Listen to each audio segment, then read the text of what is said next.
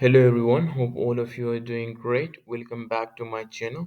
Today we are going to learn some more vocabulary और आज का जो हमारा पहला vocab है वो है शन। शन का मतलब ये होता है कि जब कोई बंदा किसी बंदे को या किसी शख्स को या किसी चीज़ को डिलिबरेटली अवॉइड कर रहा होता है तो उसको फिर हम शन कहते हैं। शन मीन्स कि किसी शख्स को या किसी चीज़ को डिलिबरेटली अवॉइड करना। एग्जाम्पल है she shun junk food to stay healthy. That's mean that she deliberately avoid junk food to stay healthy. ठीक है। आज का जो हमारा दूसरा वोकैब है वो है एब्सक्यूरेंटिज्म। एब्सक्यूरेंटिज्म एक प्रोसेस है, एक प्रैक्टिस है जिसकी थ्रू लोग चीज़ों को डिफ़िकल्ट बना देते हैं कि पब्लिक या ऑडियंस को डिफ़िकल्टीज़ हो उनकी समझने में, ठीक है? ये ज़्यादातर स्पीच के कॉन्टेक्स्ट में, इन्फॉर्मेशन के कॉन्टेक्स्ट में, लैंग्वेज के कॉन्टेक्स्ट में बहुत ज़्यादा यूज़ होता है।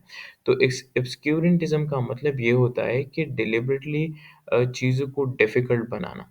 डिलिबरेटली चीज़ों को डिफ़िकल्ट बनाना कि ऑडियंस को डिफ़िकल्टीज़ हो अंडरस्टैंडिंग में, ठीक है? एग्ज़ाम्पल से आपको अच्छी समझ आ जाएगी। Suppose a politician use overly complex language and jargon during a speech to prevent the public from fully understanding their action and policy. This would be an example of obscurantism. कि suppose कर एक politician है जो कि अपनी speech में बहुत complex language और jargon का इस्तेमाल कर रहा है। उसका जो मकसद होता है वो ये होता है कि लोगों को उनकी पॉलिसीज़ और उनकी एक्शन का पता ना चले। तो ये एक एग्ज़ाम्पल है obscurantism का, ठीक है? आज का जो हमारा तीसरा वोकैब है वो है स्टुअर्डशिप। स्टुअर्डशिप का मतलब ये होता है कि जब कोई बंदा किसी चीज़ का ज़िम्मेवारी से किसी चीज़ का ख़्याल रखता हो जो कि उनका ना हो, लेकिन उनसे बहुत बड़े ग्रुप को फ़ायदा हो, तो उसको फिर हम स्टुअर्डशिप कहते हैं। और ये जो ज़्यादातर यूज़ होते हैं तो ये जो रिसोर्सेज़ हो गए पीपल के लिए या एनवायरनमेंट के लिए ये यूज़ होता है, ठीक है? तो स्टुअर्डशिप का क्या मतलब है? स्टुअर्डशिप का मतलब ये है कि किसी चीज़ का ख़्याल रखना जो कि आपका ना हो लेकिन उनको बहुत बड़े ग्रुप को फ़ायदा हो, उनसे बहुत बड़े ग्रुप को फ़ायदा हो तो फिर उसको हम स्टुअर्डशिप कहते हैं। एग्ज़ाम्पल है a park ranger practised stewardship by ensuring the forest stay healthy. कि जो पार्क रेंजर था, वो क्या कर रहा था? वो फॉरेस्ट का ख़्याल रख रहा था जो कि उनका अपना नहीं था लेकिन उनसे बहुत बड़े ग्रुप को फ़ायदा था, ठीक है? तो स्टुअर्डशिप का क्या मतलब हुआ? स्टुअर्डशिप का मतलब ये हुआ कि जब कोई बंदा किसी चीज़ का ख़्याल रखता हो, जो कि उनका अपना ना हो, लेकिन उनसे एक ग्रुप को फ़ायदा हो, तो उसको फिर हम कहते हैं स्टुअर्डशिप। आज का जो हमारा चौथा वोकैब है, वो है एनॉइंटमेंट। एनॉइंटमेंट का मतलब ये एक किस्म की रसूमात होते हैं, एनॉइंटमेंट, जिसमें लोगों की बॉडी पे ऑयल जो है ना तेल उसको अप्लाई कर देते हैं, ठीक है? ये बाज़ रिलिजन्स और बाज़ रिलीजियस सेरेमनीज़ में या बाज़ कल्चर में ये पाया जाता है, ठीक है? और दूसरा जो मीनिंग है ये ज़्यादातर इस तरह है कि जब कोई बंदे को कोई पोज़ीशन हायर पोज़ीशन मिल जाए तो इसको भी हम एनलाइटमेंट बोलते हैं। लेकिन ये एनलाइटमेंट का जो प्रैक्टिस है ये ज़्यादातर रिलीजियस टर्म है। बहुत सारे मज़ाहिब में इस तरह होता है कि जब कोई लीडर बन जाता है तो उनकी बॉडी पे थोड़ा ऑयल वो अप्लाई कर दी जाती है, ठीक है? एग्ज़ाम्पल है in some culture when a new leader is chosen they may receive an anointment with oil as a sign of their new ruler. कि कुछ कल्चर्स इस तरह है जिसमें जब नई लीडर को की इंतखाब होता है तो उसकी बॉडी पे ऑयल लगाए जाते हैं और ये एक निशानदेही होती है न्यू रूलर का। तो एनलाइटमेंट का क्या मतलब है? एनलाइटमेंट एक आप कह सकते हैं कल्चर एक रिलीजियस टर्म है और इसका मतलब ये है कि किसी बंदे की बॉडी पे जब ऑयल लगाते हैं, ठीक है?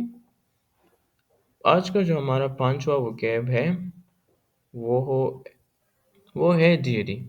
डीएडी सिंपल मीन गॉड को कहते हैं, ठीक है? डीएडी सिंपल इसका मतलब क्या है? गॉड।